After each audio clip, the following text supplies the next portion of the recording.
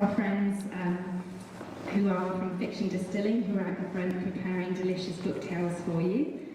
And I would also like to say hello to our friends in Roxby Downs. We were fortunate to win a grant to live stream some of our big ticket events to the community out there in Roxby, so hello to Roxby. And without further ado, it would be a great pleasure to introduce you to two fabulous ladies that we've got to speak with you tonight. We've got the lovely award-winning Australian author Victoria Purman, who will be introducing and talking with our special guest this evening, feminist icon, award-winning journalist and author of her new book, Lyrebird, the fabulous Jane Caro. Welcome, ladies.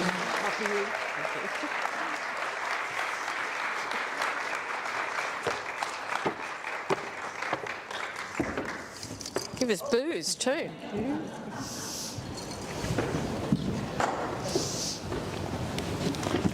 Hello everyone. We've been watered with a cocktail. The Lyrebird cocktail. It's a Lyrebird cocktail apparently. Not sure whether Lyrebirds have actually signed it off, but... Thank you, Sarah, and staff of the Burnside Library. It's always a thrill for me to be asked to come along and interview Australian authors. It's also lovely to see the people from Dillon's here who are such fantastic supporters of local authors, Australian authors, and they're here tonight to sell copies of Jane's book, and I'm sure you'll sign them afterwards. Absolutely. You pay for it, I'll sign it. I'd also like to mention the First Nations people of this country because I think it's important to recognise they are the original storytellers of this nation, and that's how they keep their culture living and moving forward too, and reminding us all of the past. So I would like to acknowledge that, and of course that means we have tonight on stage another brilliant storyteller. I'm going to give the proper CV now because it's the shortened version because she's done so much. Jane is a Walkley Award winning Australian columnist, author, novelist, feminist, public education activist and social commentator. She was awarded the B&T Women in Media Lifetime Achievement Award in 2023. That's for advertising, isn't it, Jane? Everything to do with advertising, journalism, all that kind of thing. Okay. If you get your face on the telly and your voice on the radio and you know, columns in the paper kind of Okay, you're stuff. a polymath in that case. Once upon a time, as she says, she was a multi-award winning advertising copywriter and an academic. Today, she's a full-time writer, novelist, speaker, MC and TV, radio and media pundit. And we're going to come to your punditry a bit later on. She's published 13 books, including the best-selling novel The Mother, which came out in 2022. Yes. Which I loved. This is the 14th book actually. Oh, Lyrebird. 14th. Oh, excuse me. That's 14th. all right. It's obviously in the bio because everybody said it and I have to correct them. I don't know why I have to correct them, I'm just... Well, obviously my ego insists. Well, 14 books is, you should be even prouder of that than 13, so go for it. Lyrebird is her second novel for adults, so please give a warm welcome to Jane Caro. Thank you. And keep your hands going because this book was the #1 fiction bestseller last week in Australia. Well, of Australian fiction. Of Australian fiction. We don't count those Americans. Well, I think Lee Child possibly outsold me. Well, You know. we don't count them. Okay. We don't count them. All right, that's big of you. I'm going to start with a review that you received in the Sydney Morning Herald by Jason Steiger. Lyrebird is a well-crafted crime novel that does not miss a beat. It's also as Aussie as all get out. Were you happy with that? Very happy, that particular review. I don't know about you, Victoria, but you always dread once you let your baby go out into the world, how it's going to be received. And so the early reviews are really, you know, you kind of anticipate them with some trepidation. And it's wonderful to get a good review, but it's even more wonderful when you feel, when you read the review, that you've been read and understood. It's such... Yes. there's an enormous amount of, oh, good, I communicated what I wanted to communicate. Yeah, yeah. And it is a wonderful thing to say, they get it. Yeah. They get what I was trying to do. Before we go into talk about the book, I'd just like to ask you about that transition from non-fiction to fiction. Why did you do that, and how hard was it for you? Well, I had written fiction, I suppose it's really faction, before I wrote a trilogy of young adult novels about Elizabeth Tudor. So that is faction, because I did not muck about with the history. I actually really hate when they muck about with the history, because I think... readers will tell you. Yeah, because the history, particularly of the Tudors, I'm sorry, no fiction writer ever born can improve on that history. It's extraordinary. So I had put my toe in the water. But the reason I moved to fiction with the mother was because I had an idea.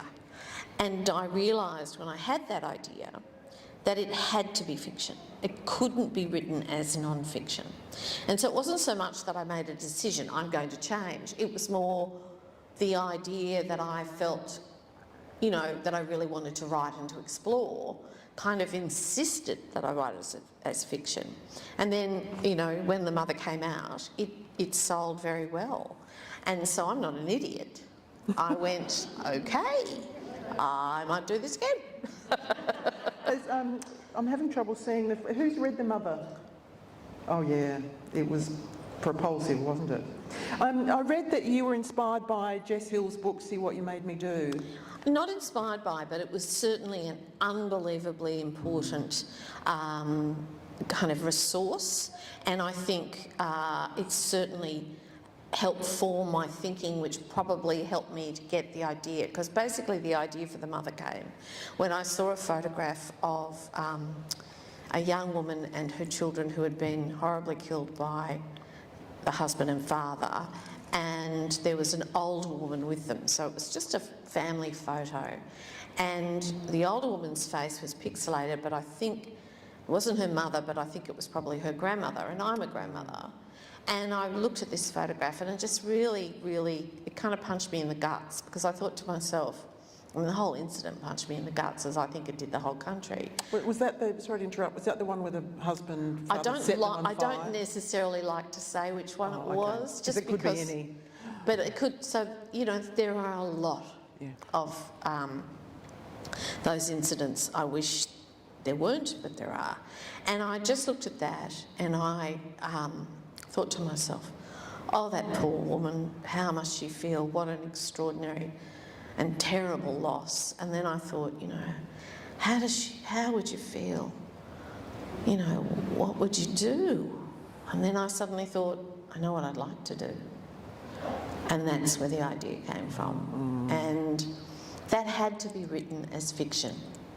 And that photograph inspired the idea, but I think we all operate on the shoulders of others. So there's all sorts of things going on in culture, in the world, that awful word, zeitgeist, and we're all kind of taking them in all the time. So nothing ever comes without all those things. And I think Jess Hill's book is unbelievably important and seminal. But I actually think, and we might talk about this later, and I think we're going to, that fiction does a different job in a different way with social issues like domestic violence, coercive control and other things than non-fiction. Both jobs, I'm not comparing and saying one's better or worse, but they do different jobs. Yeah, no, I agree completely.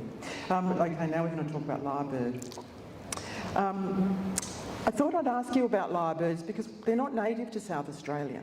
And I have to say, when I was reading the book, I was kind of surprised to know this particular talent they have. And I wondered if, does anyone know what the talent of the lyrebird is? Oh, see, I'm just an outlier here. That's right. You don't know your birds. I don't know my birds, clearly. I wondered if you could tell us about the lyrebird and why you were inspired to use it as a sort of kick-off for the book. Sure. Well, lyrebirds are extraordinary birds.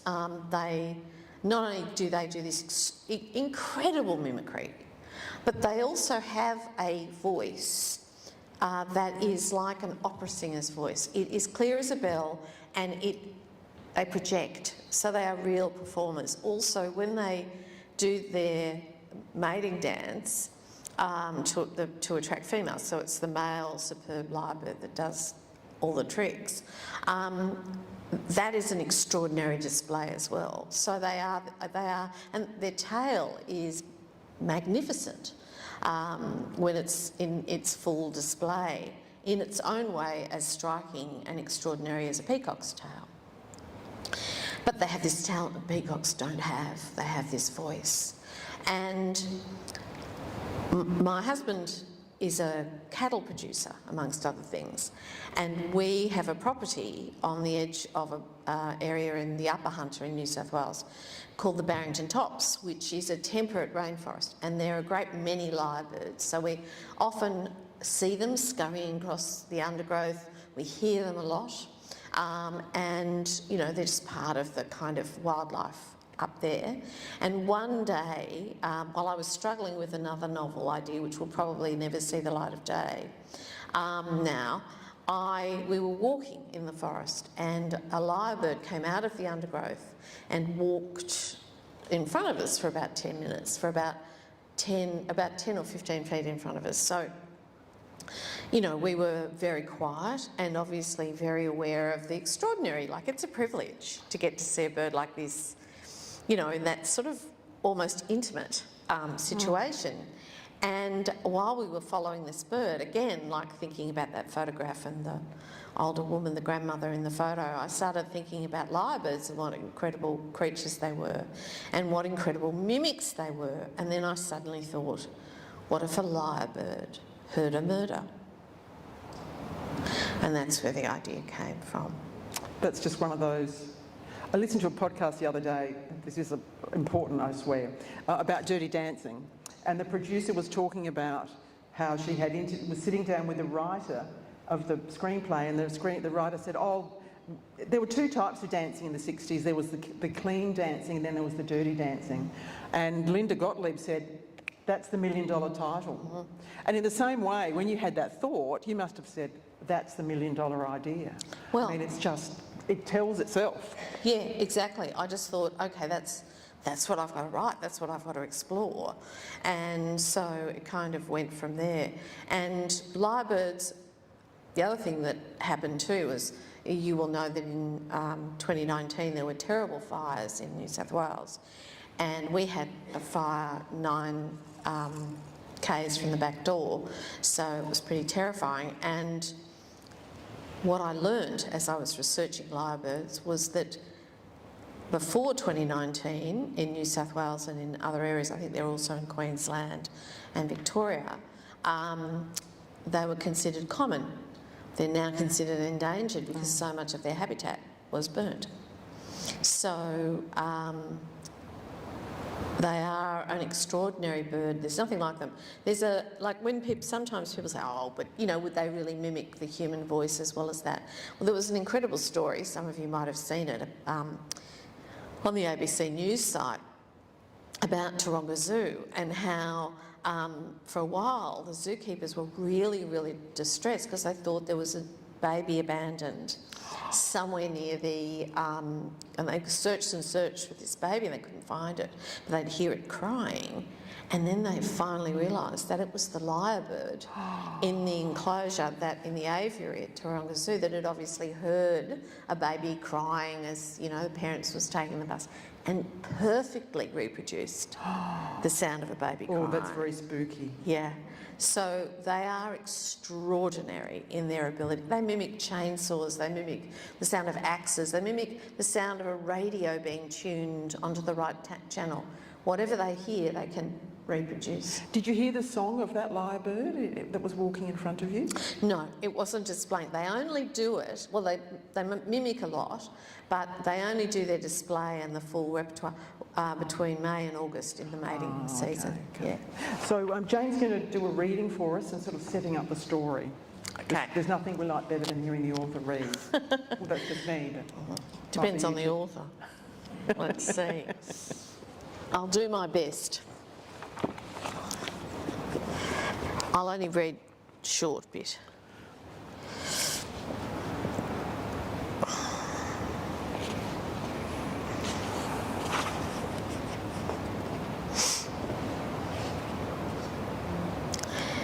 Jessica's eyes snapped open. She must have drifted into sleep. The sun was much higher in the sky and she needed to pee. She straightened her stiff legs and crawled out of the hide. It was a relief to stand up and stretch. She headed back towards a fallen cedar she'd had to clamber over earlier and crouched behind it, slightly off the path, so she would be out of sight in the unlikely event another human came this way. She pulled down her shorts and squatted, positioning her butt at the top of a small rise so her wee would run downhill and away from her feet, as her mother had taught her. As always, the thought of her mother caused Jessica a pang. She still missed her. She was rebuttoning her shorts when a sound froze her blood. A woman screaming in pure terror, screaming and sobbing, begging out here in this desolate place. Jessica's instinct was to turn and run to the car and get the hell out. But she could not abandon the woman. Even if she was unable to help her, at least she could be a witness. She knew she must go towards the sound. Just do what is right, her mother had always said to her. And so she did. Her heart pounded so loudly, she thought whoever was up ahead must be able to hear it. But she crept through the undergrowth, avoiding the path, and hoping against hope that the dappled light and her khaki work gear would conceal her approach. The screaming was closer now. Jessica dropped to her stomach and commando crawled through the tree ferns towards the sound. Rigid with terror, she dropped into a small ditch, then slowly lifted her head. What she saw almost made her cry with relief. There was no woman screaming, no brute towering over her with a weapon in hand. What she saw was a superb lyrebird, a male, beginning its mating dance and song. Head thrown back, beak wide, tail feathers open and shaking, the bird was mimicking the sounds of human terror, the way she had heard other lyrebirds mimic chainsaws, car alarms, and every other bird in the forest. Spooky, I'm going to say that again. So give us a little story about Jessica. Who is she? Jessica is, at this point that I've just read you, is actually 20 years ago. And Jessica, at that point in her life, is a PhD student in ornithology at Newcastle University. And she has a hide in a very remote part of the Barrington Tops called Baraga Swamp. All the places in the novel are real places. And she is hoping to film a lyrebird doing its mating dance and its repertoire of mimicry, which she does. And indeed, she's beside herself with delight after she realises she's caught all this on film, because she had a camera set up and she left it running while she went off to pee. And it isn't until she's checking the camera to make sure that she got, that it was operating properly, that she suddenly thinks, but hang on, lyrebirds don't make up what they hear. They only mimic. They don't make up what they sing, they only mimic what they've heard. And that makes her suddenly realise, well, this must have happened. And the lyrebird must have heard it. And then she knows lyrebirds are territorial, so she realises it must have happened around there. And so Jessica hightails it down to the nearest town, which is quite some distance away, Maitland, and goes to the police station, and she says to them, I want to report a murder. And they go, oh yeah, well, what evidence have you got? She said, oh, it's all on here, and lobs the camera on the counter, and the cop says, what, you filmed the murder? And she says, no, I filmed a lyrebird mimicking the murder. And you can imagine how that might go down in a cop station. And so there's only one officer in the station, a brand new detective called Megan Blaxland, who takes Jessica seriously for a minute. She tries to investigate, but she can't find any other evidence apart from the Lyrebird's bizarre song. There's no body, they search, there's nothing, and there's no missing person, there's nothing. So eventually it goes cold, the case goes cold. 20 years later, Megan has retired from the police force. She was 20 years older than Jessica anyway. She's retired because her husband, who she loved, has died, and she was so caught by grief and exhaustion and all that she felt she had no juice left for the job, so she's retired. She's just beginning to regret that retirement a year later because she feels kind of useless and at a loose end. When her old partner, Phil, turns up on the doorstep and says, "We found a body in Baraga Swamp, just where that student said it would be." Jessica and Megan have had a sort of nice little friendship going, but they haven't seen each other for some time. And of course, the first person Megan contacts is Jessica, who was the original witness, really, apart from the Lyrebird, to the whole thing. And Megan takes on the job of investigating it. She's the copper, so of course she does. But Jessica gets caught up in the investigation in ways that she never expected and that I'm not going to tell you about until you buy the book. That's the tricky thing with crime, because there's no spoilers allowed, of course. So we're going to talk obliquely about some things. I did like the bit in the book, full disclosure, I'm a total Vera fanatic really. Who else? There is a scene where you portray Megan watching Vera. Yeah, I thought I had to, make an homage to Vera as an older woman detective. And it's interesting how many detectives are older women. There's Sarah Lancashire in Happy Valley, which I also love. Yeah. But of course, Miss Marple is the original older woman detective. And I still think, I like Hercule Poirot, but Miss Marple is my favourite. Did you watch the last episode of Vera? Absolutely. Oh, were you sad? Yes, I was, but to be honest, I thought the episode before the last episode was better than the last episode. Hands up, who agrees? Yeah, I agree. I'm sad to see Brenda Blethyn go, but that's she's awesome, isn't she? She's Fantastic. But it struck me they're both similar, of a certain age, so experienced, and Megan can bring all that back to the investigation, because 20 years before she didn't have the gravitas, I suppose. No, she was wet behind the ears. She had no credit with the frontline cops.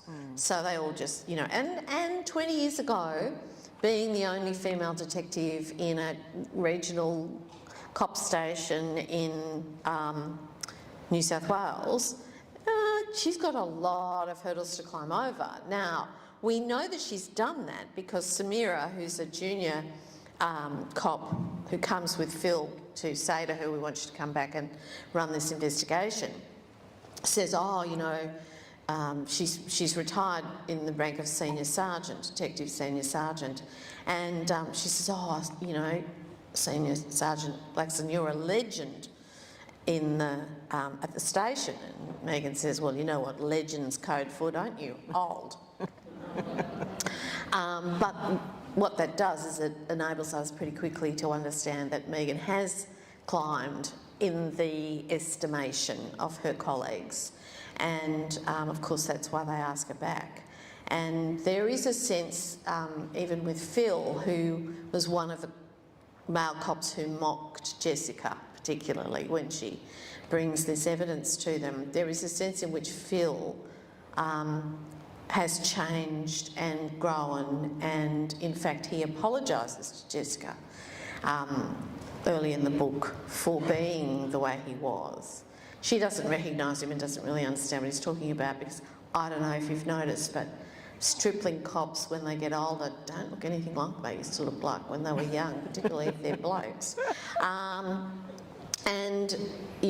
So everybody in the 20 years has changed and grown and become at once slightly sadder, more melancholy, but also wiser and more interesting.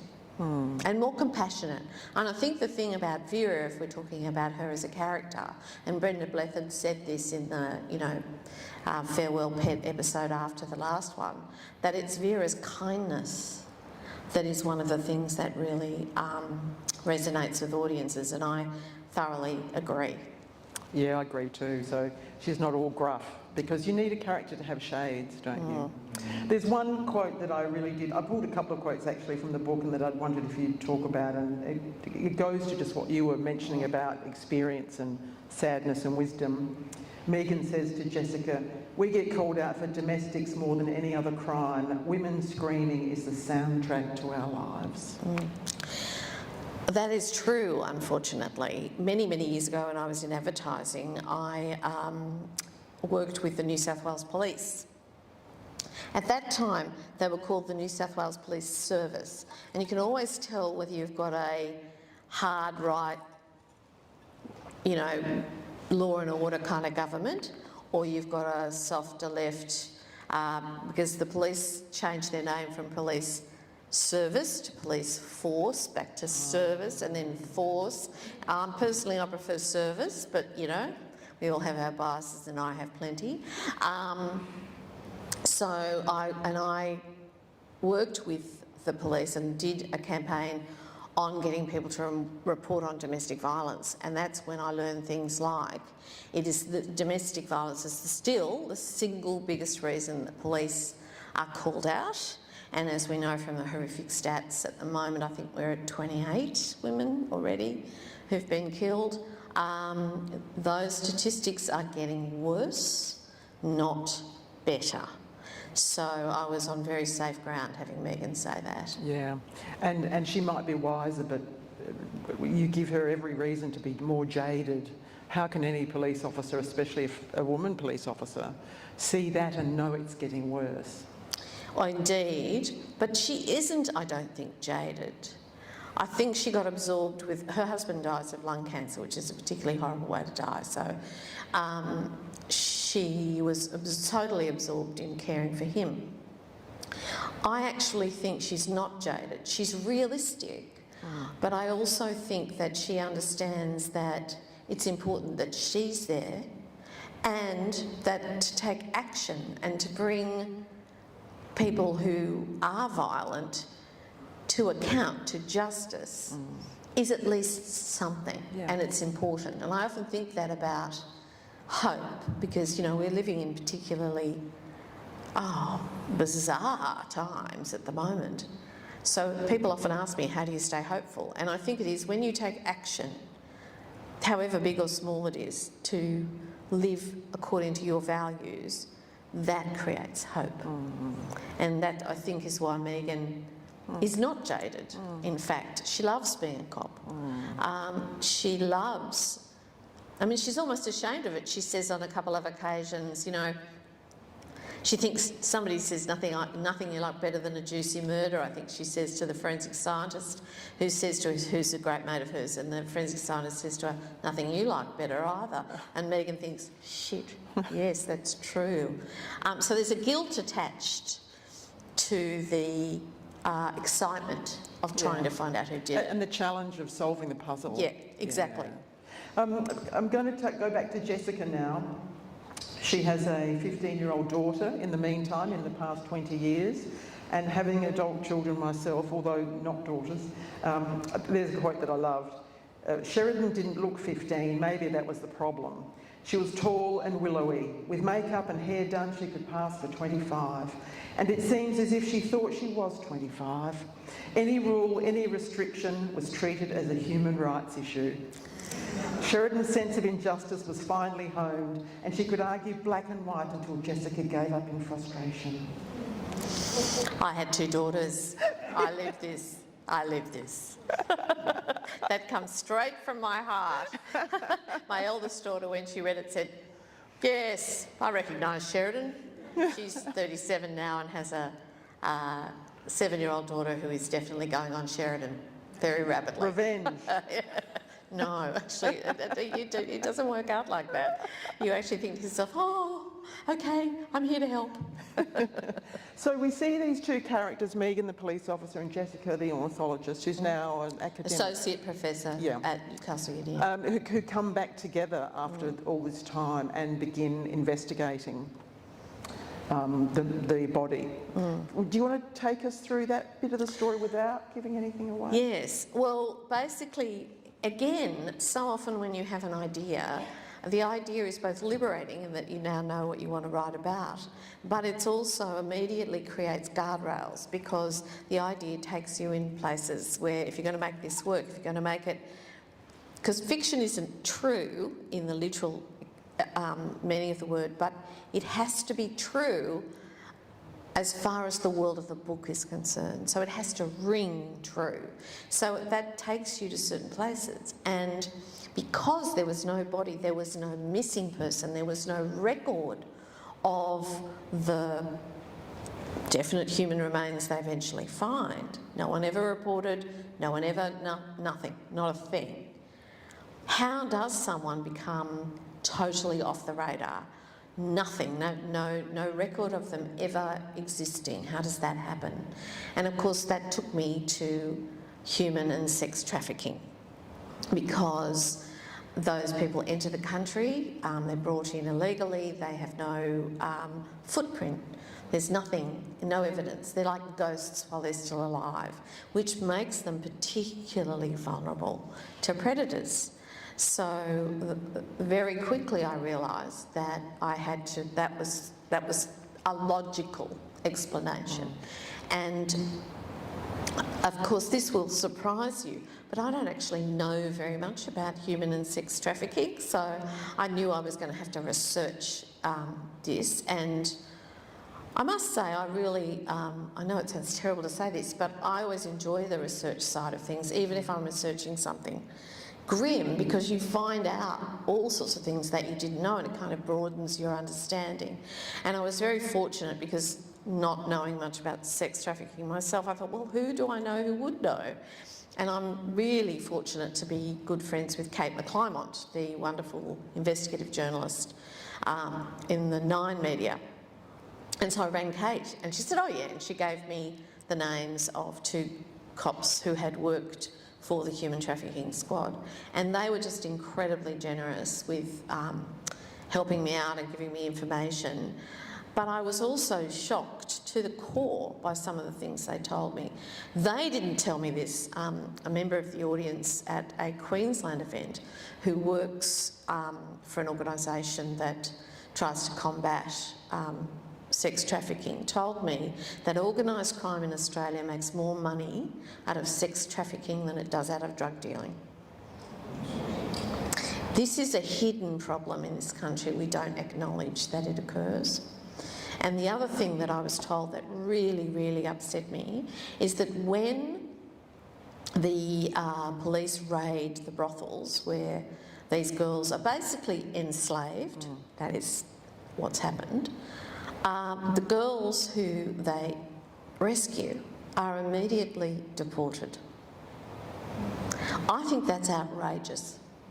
Those women have been enslaved and exploited by Australians. They should get immediate refugee status.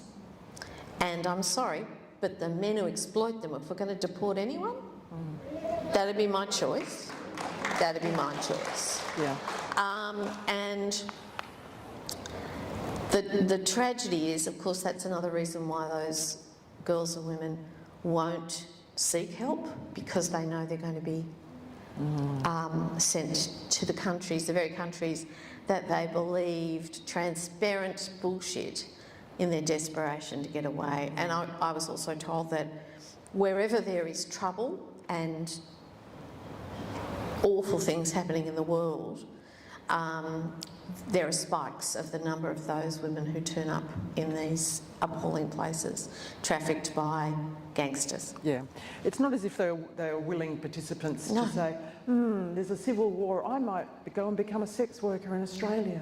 But it's more so the men who traffic them who see a money-making opportunity, right? Yep. Yep, international gangsters, basically. It's a sad thing, isn't it, that those women are so voiceless. They arrive, I mean, you portray this, their passports are taken away. I'd heard about this in terms of wages, labour, trafficking in labour. So people who might work in the agricultural industries and so on. But I'd never seen it so explicitly set out that it was sex trafficking. Well, it's much more profitable. Sex work is much more profitable than having labourers picking strawberries. And where there's profit, there will be people wanting to make it. It's a really horrifying thing to have to acknowledge, and they are amongst the most vulnerable people in the world. So one of the things that I hope this book will do through the vehicle of a crime procedural is to get maybe get some pressure on governments to change that law about immediately deporting the women who are found who are victims in their own countries too. Absolutely. And you know, the least we could do is offer them asylum. Which kind of leads to the next point, actually, about, you mentioned before that you start with a kind of an issue. Is that, how do you think novels can bring issues to light? Is it like an iron fist in a velvet glove kind of approach? A bit. I mean, I'm someone who cares about social justice, and, you know, I have views about the world and what's good and what's bad. And so that's always going to be in my books, you know, because they're about the things I'm interested in. Well, I'm interested in those things, so they're going to be there.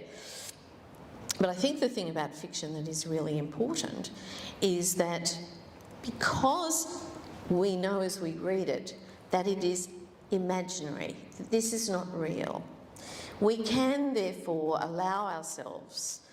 I often say that fiction is like people travelling, because you actually occupy the skin, in a way, of the characters of a novel. If you're when you say, oh yes, I was really absorbed or I was really engaged, that's what you mean. You mean that you've left, in a way, your own life and temporarily occupied the life and the experiences and the feelings of people that you would never ordinarily meet in situations that hopefully you would never actually experience. You kind of step into their shoes. You step into their shoes. And of course, that is what empathy is. So what fiction can do is it can get you out of your head, where we spend a lot of our time when we talk about things like sex trafficking or domestic violence or coercive control or any of those things. Get us out of that. Nothing wrong with being in your head. Your head's important. But what really persuades people is when you get them into their gut, where they're feeling these things themselves. And empathy makes it very hard. I actually think that, you know, I was talking before about how the statistics on domestic violence have gone through the roof. They're not getting better. And we've spent decades doing campaigns. Jess Hill has written a masterly quarterly essay. I review it actually in the Saturday paper this weekend, called Losing It. And basically it's about why hasn't any of the campaigns that we've been doing actually made a difference. The stats are worse. And I think that a lot of it is to do, and she basically says similar things. She talks about pornography, and she talks about gambling, she talks about alcohol, all of those things which are very important. She talks about a lack of serious consequences for terrorising women, and there are a lack of that. We know that. I mean, there's been publicised cases very recently about men let out with a slap on the wrist who've then gone and murdered the poor woman who's been desperately saying, if you let him out, he will kill me, and he does exactly that. So increased consequences, etc., etc. But she talks in that essay a lot about the way we bring up our children, and the way that children who are mistreated, brutalised, emotionally abused, physically abused, etc., often grow up, not always of course, but often grow up to reproduce that same behaviour generation after generation after generation. And I think one of the things that we do, and I've thought about this a lot, is we actively discourage boys and men from empathising with girls and women. We actually are afraid of it. If you think about the fact that J.K. Rowling, for example, first of all, she called herself J.K. Second of all, she wrote Harry Potter and whatever the book's title is, not Hermione Granger. Why? Because her publisher would have said to her, you'll sell twice as many books if you make the main character a boy than if you make it a girl. Whether the publisher said that or not, that's the truth of it. I think that's the truth, because it would then be a girl's book. Correct. And what we do is we actively discourage boys from reading anything that's girly, but we are perfectly happy for our girls to read things that are about boys and what they do. In fact, we have whole learned treatises on, got to stop having novels in schools that are all about girl things and they've got to be about boy things. And I think, no, what we've got to do is encourage the boys from a very early age to empathise and not try to stop them from doing that for fear that they will be emasculated or feminised in some weird way. Because I think this inability to empathise with women and girls is what is at the bottom of this idea, this misogynistic view that we're somehow not quite as human as they are because they haven't been taught. Think about Finding Nemo. There's only one female fish in the entire ocean and she can't remember her name from one minute to the next. I never thought about that. Have a look at the film. And, so we automatically go to the male. And we also know that women authors, it's harder for women to get published because men won't read books by women. I hate to go back to Dirty Dancing, my favourite topic. I do watch it every Christmas. But I'd like to see you do some, actually, I think. I'll jump off the stage like Patrick Swayze. But the producer said something which is exactly what you're talking about. 40 production studios turned it down because they thought it was a girls' movie. Yeah. They had absolutely no empathy with the story of a young woman coming of age, and they wanted big movies with men with lots of muscles. Absolutely. That's exactly what you're saying. So one of the things I think we're going to have to start thinking about is how do we help boys, little boys, from a very early age to not feel ashamed of empathising with girls. Now, I think it's starting to happen. I loved all that stuff about Frozen, where little boys wanted to dress up like Princess Elsa and Anna, and, there's a moral panic about it. Oh, yeah. Oh, no! We wouldn't have panicked about our girls wanting to dress up as a pirate or any of that, but, boys wanting to dress up as... And so it's wonderful also, I started to see fathers dressing up as Princess Elsa to take their daughters and sons to, and I thought, yes, this is what we need. This is what will make a difference. Yeah. Because we've got to stop this idea that, men are like this and women are like that and never the twain shall meet, because that, I think, is one of the things that causes the sorts of horrors I'm writing about in this book and I was writing about in The Mother. And this idea that, I know you're going to ask me about this, but it follows on. There's a really strong theme in this book too about climate change. I mean, it was impossible to write a book about a lyrebird with the sorts of statistics I mentioned earlier and not obviously include what's happening to our climate and to things like national parks over the last 20 years, the deterioration. We've had a property there for nearly 30 years and we've watched the deterioration.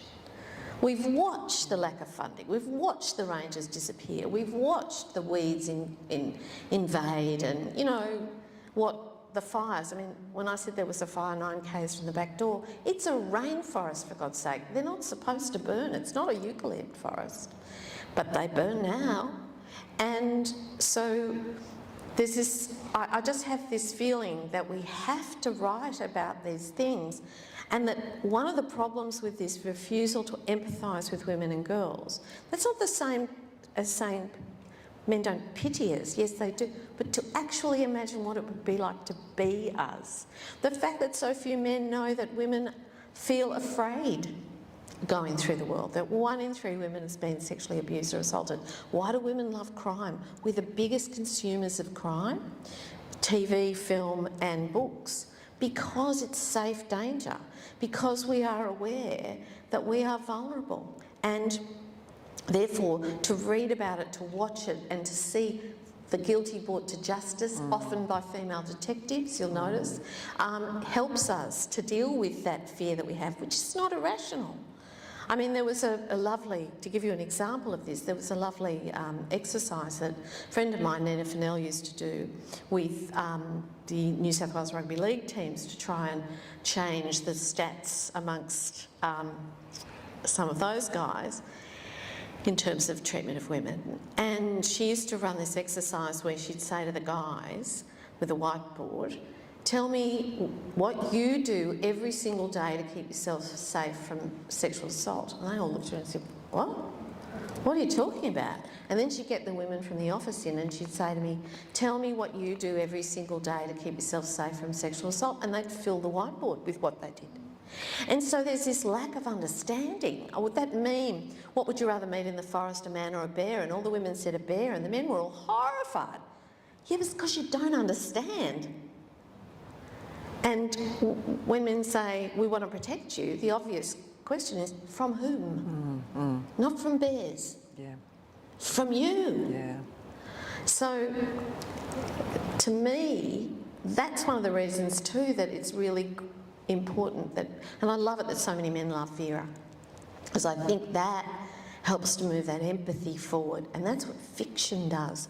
Fiction moves you from your head to your heart, and in your heart is where empathy lies. And I don't think we're going to have a better world. And the thing about climate change and sex trafficking is they're both about dominance. They're both about exploitation. They're both about the idea that this earth and all the creatures on it, including women, are there to be used up and discarded and penetrated and, you know, dynamited and dug up and, you know, all of that by the dominant blokes, basically. And therefore there's a similar, I've always felt that we call it Mother Earth, that in a way there's something about that parallel between the exploitation of vulnerable women and the exploitation of our natural environment that we do without even thinking about it still. In the end, it's going to destroy us if we don't do something about it, and fast. Yeah. But,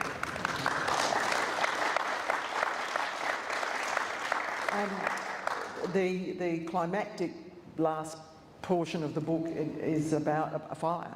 Yes. And it's something we all felt, I mean, I'm sure I speak for everyone, but when those terrible fires were happening on the East Coast, we have had terrible fires. Oh, you here. have. Everywhere in Australia. Yeah. And you're right, now rainforest is burning. Yes, everywhere, fires. And I got advice on the fire from, it's funny, you live long enough and lots of people you went to school with turn out to be really, really useful. I went to school with a fellow called Greg Mullins, who is very well known in New South Wales. He was the volunteer fire commissioner, rural fire commissioner, who, after he'd retired, tried to warn Scott Morrison. You remember they got together and tried to warn Scott Morrison that the 2019 season was going to be really, really terrible and that they needed to prepare, and Scott Morrison refused to even meet with them. And so Greg and I went to school together, and so I contacted Greg about how to write about catastrophic fires. And he now makes his living consulting worldwide on the ramping up of fire, and not only how much more often they're happening, but how much more intense and terrifying they have become. And so, you know, this is another thing. You can write a crime novel and, you know, people can enjoy it, but at the same time you can sound warnings about the dangers that we all face. And of course, crime is the perfect place to do that, because it is about facing danger and facing existential danger, whether it's personal for the victim or broader. You are known for your passionate views about a whole range of things. Is that important to you and does it make your writing flow much easier if you're writing something that you're really passionate about? Absolutely. Yes, it engages me, and it's part of that thing we were talking about before about how do you stay hopeful. It helps me to feel that I'm using my small platform to do something, to alert everyone. I was horrified this afternoon to read that Tony bloody Blair could that man just piss off, has written a report saying that, we should not worry about net zero and do all of those things because it's upsetting the voters. What the? Which voters again? Well, all of them, and it's causing problems and we probably can't do it. So I'm going, mate, have you lost your wits? It's the first day of May tomorrow, and everyone would know that it's been exceptionally warm in Adelaide, hasn't it? It's like only the past week, really, that we've pulled on the woolies at night. It's May. It's happening now. I mean, a lot of climate, I'm calling it a name, I'm calling it cry-cli-fi. Crime climate fiction is a growing number of okay, everyone try saying that. Cry-cli-fi. Yeah, that's it, cry-cli-fi. Or cry-fi if you prefer. But because it's becoming pressing, but a lot of them are set in the future. This is set now. This is about now, because it's happening now in front of our eyes. I don't know how much longer we can go on denying it. There was another report in the paper today saying that in Pakistan and India, they're facing 52-degree days. Ain't going to be fun, but Tony Blair doesn't want to upset, sure. I'm sure those voters in India and Pakistan don't care about climate change with 52-degree days. Well, they may not even know what it is, but they'll care. So in terms of issues, have you thought about the next book yet and what issue you might tackle? No, not yet. I've got to have the idea. Haven't had it. Okay. I'm going to throw to questions from the audience. Do we have a roving mic? We do, Sarah, thank you. Do ask me questions. It's the bit I enjoy the most. Is it someone over there? Those lights make it hard, don't they? Yes, they do. Yeah. Hello, Jane. Hi. I'm Vivian. Hi, Vivian. Really delighted to be here tonight. I've been a follower of you for a long time. Thank you. I particularly like your social commentary. And I wonder, I'm lucky enough to be able to afford your book. I'm an average, maybe middle-class woman. Would you talk about people like me who can afford to buy a book living in Australia today? Because I know that you have lots to say about that, and I just would be interested, because I think we're, as you said, we're living in really difficult times. Well, at the moment, yes, there'll be a lot of people who can't afford to buy a book even, I think it's selling in Big W for $18.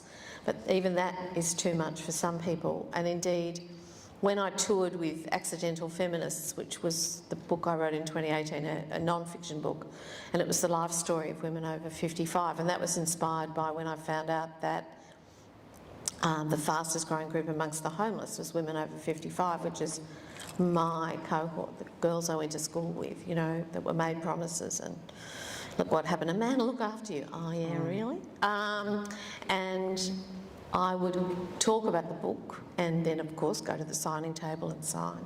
And there was always a woman in every place I went to who would come to the table, wait till everyone else had gone, and would come to me with tears in her eyes and say, I'm on the brink of homelessness, or I am actually homeless. I've not told anybody, particularly if they were on the brink, I've not told anybody. I'm so ashamed. Why are they ashamed? They haven't done anything wrong. Most of these women have worked. They were told crap. And And John Howard actually set up systems that stopped women and still stop women earning properly, and to discourage them from going back to work after they had children, which means they end up with very little super and money at the end of their life, particularly if they are single for whatever reason, never married, divorced or widowed. Those are the highest groups of women who are poor, really poor in their old age. And I would always give them my book, my copy, and I'd buy another one, because people don't realise authors get a few copies for nothing, and then if you have to buy it. And so I'd give them my book. So I'm very well aware of that. But I think, and if anyone tries to do it to me tonight, I know you're taking advantage. What I do recommend, obviously, is libraries, hello, are one of the most wonderful resources we have, and they're so precious. And it's interesting how a while ago people were saying the library was going to die, and the library has in fact really come back and is so important, particularly for people on lower incomes who can get access to the internet, they can get access to computers, they can access books, they can have a warm, safe place to be. You know, kids who live in households that may not have room for them to study or can go to libraries, they do events now, and, you know, marvellous outreach to communities. So I'm all for people going to libraries, and if anyone's worried and thinks, oh, I should buy the book to help the author, authors get, every time a book is borrowed from the library, we get a sum of money. So we actually get some benefit from people borrowing library books. So I don't in any way feel that you shouldn't do it. My publishers are going to now shoot me for saying this, but nevertheless. So I take your point. Reading remains a middle class thing to do, but nevertheless, it is important, and I would like to see many more people reading, particularly fiction. And I must say, you would have toured regionally too. In the regions, the libraries are even more important. Yes, they're a real where there are hub. no bookshops left, Yeah. sadly. Yeah, so thank goodness for libraries. Hello, Jane, and hello, Victoria. Hello. It's Julia Grant. Oh, hi, Julia. Yeah, I used to work with Victoria. Yeah, it's Adelaide Jane. That's right. And I'm really proud of the Burnside Library. It's one of the few free places that everyone can go to. That's right. And when it's hot and cold or whatever it is, so it really is a special place, and you're welcome, because we'll definitely have Lyrebird in our library too. I would like to hear your views, and probably you and Victoria, because as over the past, 18 months, maybe longer, where we feel cost of living is a real pressure, and so this attack on being relatively described as woke around climate, around equality and all those things. So I want to know how you tackle that, and that hearing you speak is refreshing, because it's unashamedly Woke. yeah, unashamedly woke. But I just sort of wonder if we've got to this point where we feel like we have to be, we're sort of... What, mean and nasty? With trepidation. We're sort of entering into some conversations with trepidation, because... Well, don't let them do that, do. ...cancelled as woke. And then... Don't let them do that. Which means that I feel like we're sort of losing a bit of kindness, and... Well, that's all woke is. All woke is it's two things. It's kindness and humility. Woke is the understanding that there are as many ways to live a good life as there are people living lives, and that each of those people deserve respect for the way they choose to live their life. And if that means you have to... I've wrangled a panel where I had one person with pronouns that was he, him, another one they, so on and so forth. Grammatically it was a nightmare, but so what? So what? If it made people feel comfortable, accepted and happy, what's skin off my nose? I don't care. I'll make the effort to be inclusive. That's kind. And it is humble, because it doesn't say, my way of describing people is the right way and your way is inferior. No, stuff that. That's arrogant. The word woke is used by people who have no argument. They don't have a case to put against what you're saying, so they dismiss you as woke. Do not allow them to frighten you. That is what's happening. What are they calling it? They're calling it in America preemptive acquiescence. Yeah. So you sort of give up before you start. That's what the tyrants want. That's what the bullies want. They want you to be trepidatious. To think, oh, I can't say that, they might tell me I'm woke. If they tell you you're woke, say thank you. Yes, I am a kind and inclusive person. I do believe in treating people as they would like to be treated, in just the same way as I like to be treated in the way that I want to be treated. Do as you would be done by. And if that means being inclusive to people, as I think it should, then I will do that. I get very angry, and not many people try it on me, to call me, I mean, in the public eye, oh, she's woke as, blah. Yes, thank you very much. As Jane Fonda said, woke just means you give a damn about other people. And you don't think that your way is the only way. Now, there's a sense, I think, some people find it pretentious. I remember the previous thing they used to call us was PC. Politically correct. Politically yes. correct. That was the woke of the 80s. That was the 90s and 2000s until relatively recently. And I used to think, but PC is just courtesy. You know, someone wants to be described as an Arab Australian, if that's how they feel comfortable, I'm happy to do it. Why would I not? It would be so rude of me and discourteous to say, well, no, I'm not going to. You're an Australian. Why do I get to decide that? Who made me grand poobah of what people will be called? It's really arrogant, and it's very unfeeling. And I think it is used when people feel they haven't got a case. What they really want to say is, people who are like me are the real people, and those other people they're not quite as real. And they know they can't say that. So if you try to say, well, hang on, they're just people who want to live their life differently. They may be trans. I really couldn't care less. If somebody is trans or not, that's up to them. If that makes them happy, good. Whatever makes someone feel more at home in their own skin would seem to me to be a good thing. And therefore, I am happy to accept everyone the way they wish to be accepted. And if that's woke, well, so be it. I detest that word. I think we have time for one more question. Hi, Jen. I'm just interested in the actual writing process of the book, and whether you set blocks of time or had a deadline or how long it took you. You could just talk to me. I'm a pantser, which means fly by the seat of. I'm a pantser, to the horror of my editors. So I start off with a vague idea or a fairly clear idea, but I often know what the beginning sort of is and I know what the end sort of is, but I don't really know how I'm going to get there.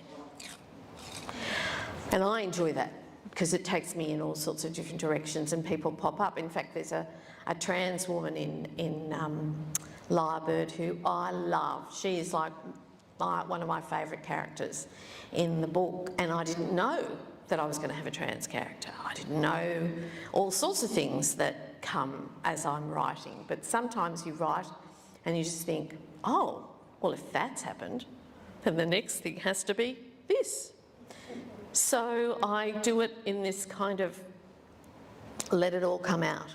And I'm not particularly, the writer is in session, she is going to her desk, no one disturb her. I have children, I have grandchildren, you know, forget that. So what I do is I mostly write at our property because that's where I am least likely to get interrupted, but not ever, like sometimes I get interrupted. Well, so what? Life is life, people are people, and I hate the idea that I'm precious in any way. So, and I try when I'm writing to write 1,500 words a day. Why it's worked out about 1,500 is that usually takes me 2 to 3 hours, and I'm doing it on a laptop, and I get really absorbed and hunched over, and by the time I get to 2.5, 3 hours, the back of my shoulders and are agonisingly painful. So that tells me when I need to stop. Then I come back the next day and I just let those words pour out. Don't try to make them fabulous, I just pour them out. I come back the next day and I edit that 1,500 and then I add another 1,500. And it's amazing how that adds up and becomes a book eventually. But the editing process is very important to me because, you know, I can be pouring out those 1,500 words, and particularly in a crime novel there'll be something that I fudge. I think I'll come back to that. Sometimes I do, and sometimes I don't. And then the editor says, well, this isn't making any sense. And they're the bits I fudged. So they keep me honest, which is really important. So, yeah, I don't have the kind of... Some crime writers are brilliant and they have it all on cards and they work it all out beforehand. I have nothing but admiration for people who can do that, but that's not me. Thank you everyone for coming along tonight. Thank you Burnside Library. Thank you Regal Theatre. Thank you Dylan's. And thank you Jane Caro. And thank you Victoria and to all of you as well. Jane will be signing books. Books purchase here, signing table here. You know the drill. Thank you all. I'd just like to finish by saying thank you again on behalf of the library for both of you. That was fantastic, just as wonderful as I hoped that it would be, and it was. Yeah, please go and see our lovely people over from Dylan to purchase your copy of Lyrebird. I'm sure all your whistles are wetted to go and get stuck into this book. Speaking of whistles that are wetted, I'm going to have to go to the loo before I sit down and sign, just so you know. While Jane does that, I always take the opportunity to get a little tipple from our friends at Fiction Distilling, if you wish. Thank you again for coming and supporting our library events, and we hope to see you at another one again soon. Thank you so much.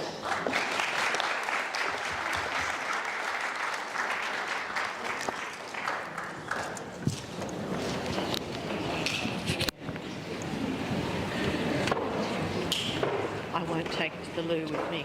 Thank you.